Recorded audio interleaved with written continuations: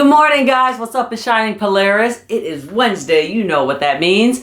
As for me, this is my first video in a long time, and I apologize for that. I really want to get on the habit of making at least one video a week, which will be very soon because after many months of fighting, my job is finally figured out a way to get me off Wednesday and Thursday. So I think it'll still be a month until they could change the schedule, but when it finally comes, I will be able to do a video of AEW and of Impact, which is what I want to do. So that's great.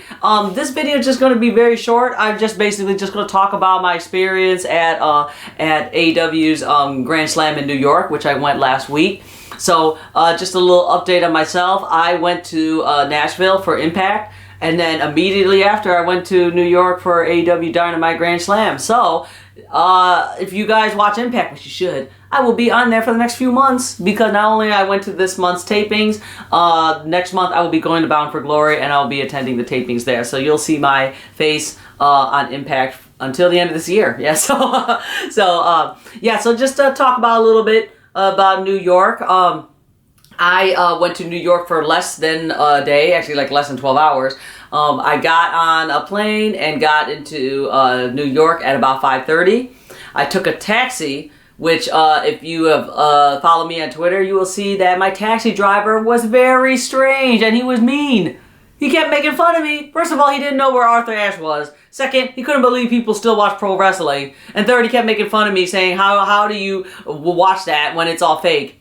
And then after that, he tried to tip me $15. And I was playing dumb. I was like, yeah, I don't have cash. And he's like, you can put it on the computer thingy. And I'm like, how do you do that? He's like, just put tip and put $15. I gave him $5 and I still feel bad about that because he shouldn't have gotten anything. Like, I guess that's a typical taxi driver. That's probably why they're going out of business. And this is why like people have like Uber and stuff now. Because if I don't know. I rarely take public transportation, but if taxi drivers are like this, which I went to New York one other time, they were also as rude. I don't know how they're staying in business, but anyhow. So taxi driver dropped me off at the easiest place he could drop me, which was still in the area of the stadium, but it still took me maybe like 4 blocks to walk over there. I mean, like the area is huge, so. When I took some video of it, but when I got into the stadium area where you can finally see the line, it was really, really long. And remember, I got there around 6 o'clock, so I think the doors opened at 5:30. So I thought maybe by 6 people would go in. Yeah, I know, there's like 20,000 people. It was crazy. They had a line first, entrance first. We have to go in, show you your ticket and your vaccination card. And then the next line, which is the huge one, that was for the metal detector. Not gonna say how, but I managed to get in right away. So I didn't have to wait in that terribly long line. Woo. The next huge line was the merch line, right? There was people. I see some of my friends on Twitter saying that the line for the merch was so long they had to miss. God, how long was it? They had to miss a lot. They had to miss like an hour of Dynamite or something. That's crazy. Again, not gonna say how, but I did not have to wait in line that long. So I managed to get like every shirt every exclusive shirt that was available, and I got my merch, thank God. And then I ended up in my seats. So. My friend already was there. He got there the day before, so he managed to just wait in line since 3. So he said he was like first in line, which was cool. But so very unexpected is that everyone there sat on the floor. Because I sat on the floor, of course. Was they got this commemorative seat, which was awesome. That I didn't even expect. So no joke, that's already worth my ticket right there, for real. Like that was so cool. I was really afraid of how to bring that to the plane, but I figured it out. So how it all worked was that they taped 3 matches on Dark, and then Dynamite, and then Rampage. Of course, with Dark, usually in the past, they just do the whole episode, so it was like one or 2 hours of Dark. But this time, being in such a big show, and with Dynamite and Rampage tapings together, you know, they didn't want to tire us out, you know, because Dark was not an hour. It was just 3 matches. What was it? Thunder Rosa. The Dark Order, which was John Silver and Preston Vance, and then Paul White. So they had those 3 matches, And so Dynamite like started with a huge bang. We started with the match everybody wanted to see, Kenny Omega versus Bryan Danielson.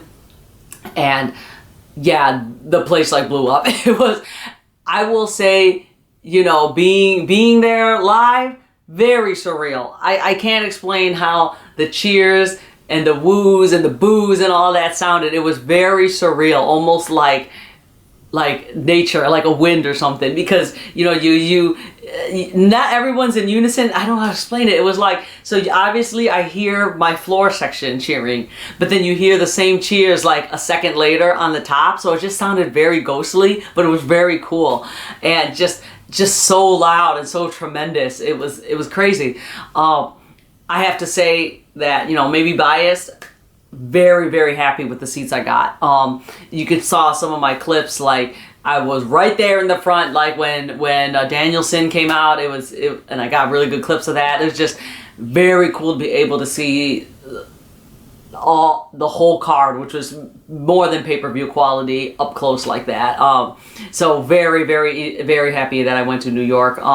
Same with All Out in the United Center.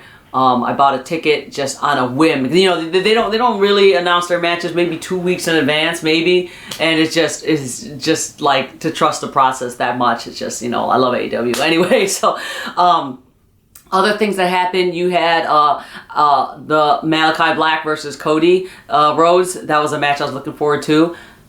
Hilarious, and you know why? Because the boos for Cody. Sorry, I'm not a huge Cody fan either, but the boos for Cody were so loud and so prominent. Like, people were just so mad at him. I mean, I would boo at him too, because our love for Malachi was just so much, and you just wanted to see him just whip Cody's ass. So it was just really funny, and anytime like Cody did a move and people just booed him, like they booed him like he was MJF. It was hilarious. You see Cody like selling it, like, what? Like, why is everyone booing at me? But yeah, so if Cody won that match, it would have just been a riot, because there was so much hate for him in that arena. But yeah, Malachi won that one. Let's see, what else? Oh yeah, the match between FTR and Sting and Darby. That was really cool. Of course, Sting, huge pops for him, and he always looks good, man. How many people are going to keep doubting this man that he can wrestle? He can wrestle and he can go, okay? So that was a cool thing. You got Darby Allin hitting his coffin drop onto Cash, like on the edge of the apron. That was sick. What else? Oh yeah, then the main event, which I thought was really cool. I'm glad AEW gave the honor of the main eventing to Britt Baker and Ruby Soho. And I know people were like, why isn't Kenny Omega and Bryan Danielson not the main event? I think that's smart. They went and did that first to get huge ratings, right? Try to get that rating as high as possible. And then those two already megastars. They don't need to be main eventing, because they already got that. But to, like, you know, put a shine towards Britt Baker and Ruby and to the women's division, that was a smart idea. So I really like they got them main eventing. That was obviously a cool match too. As for Rampage, and let me just say overall, if you ask me who got the biggest pop and cheers of the night, hands down, it's Adam Cole. You cannot believe how over Adam Cole was when he came out. Everyone, you know, saying boom or baby. It was so loud, so tremendous, thunderous, like I said. Like, you could hear it from the floor and then echoing all the way to the top. It was so cool. Like, I just can't imagine Adam Cole getting that same reaction if he went to Raw. Like, it's just, what a great decision. Like, I'm so happy that he's in AEW. Like, I'm hoping to meet him, maybe at Full Gear or whatever. Yeah, so obviously he had the biggest cheers of the night. That was a super crazy match. I obviously taped that whole match because you got my boys, the Young Bucks, there. But it was, let me just say, side note, the only thing that dampened my experience a little bit about Grand Slam was that there were these two guys there that were very, very drunk immediately when the show started. And the whole time they were trying to, it was like me and a couple girls that were like right at ringside. And they were trying to basically push us out of the way so they can be at ringside to get in the camera. And because of that, because they were obviously pushing, the security guard keep like telling us to step away from the ring, because those guys looked like they were about to jump in. Like it was just crazy. But that's just a small thing. But because I was trying to tape the SuperKliq match, they were like in front of me the whole time. So at least I got like the most important parts, I guess. Another huge pop or event that I actually liked. I don't know if a lot of people liked it. I don't care. I like it. It was Chris Jericho and Hager versus Men of the Year. As you know, at the end of the match, Men of the Year is currently being managed by Dan Lambert of America's Top Team. And after Jericho and Hager won that match, Men of the Year started attacking Inner Circle, and then Dan Lambert came out, and they were Inner Circle tried to attack Dan Lambert, but he calls out his guys, which is all the UFC MMA guys that came out. Must have been like maybe 6 of them.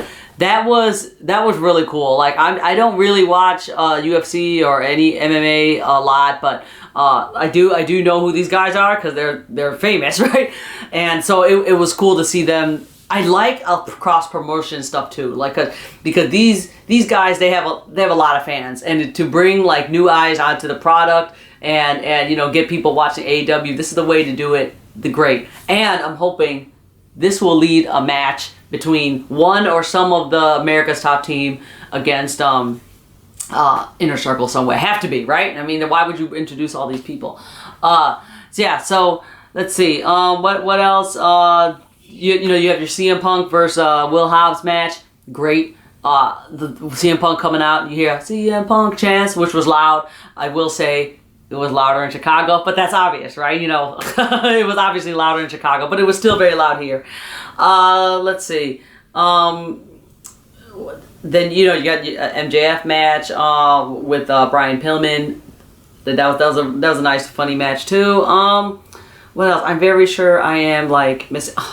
I'm missing the main event, which I was so glad to be in because by the time Rampage started, those drunk guys had passed out, so they didn't bother me too much. It was basically after after the SuperKliq match is when they left. So it's like, yeah, they left after the match I really wanted to see.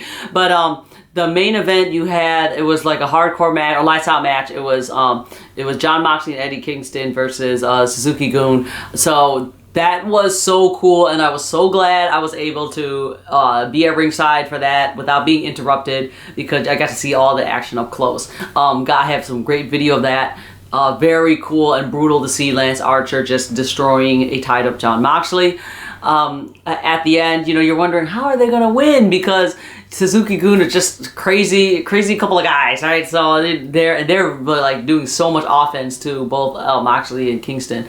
But you had Kingston friend Homicide come in and help them out. So at the end, the good guys won, which is what we all wanted, of course, in Kingston's hometown. So you ended the show on a very, very happy and high note. So yeah, I really enjoyed it, and I know I've said this every live show I've gone to, but this was so amazing. It was so much fun.